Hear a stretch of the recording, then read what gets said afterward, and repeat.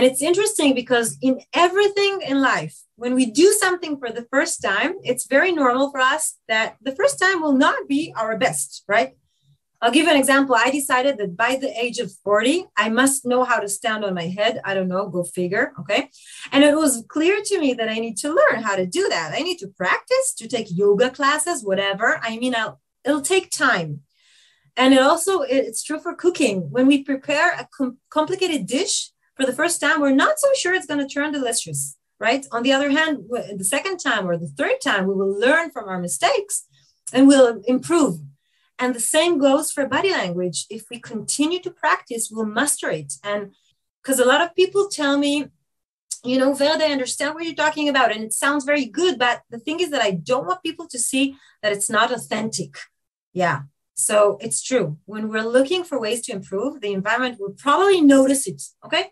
But let's be honest, if we feel that we want or that we can improve, or if we're not satisfied enough with our presentation right now, the environment will notice this as well. So we don't have nothing to lose here. And, another important thing, when people recognize that we are trying to improve or that we're looking for ways to develop, they're not only recognizing that it's not authentic, they're also recognizing a person with flexibility, with a person who does not compromise and is not afraid of changes. So think about these qualities when you try a few things that we've talked about today. Every interaction is an opportunity to practice, to get to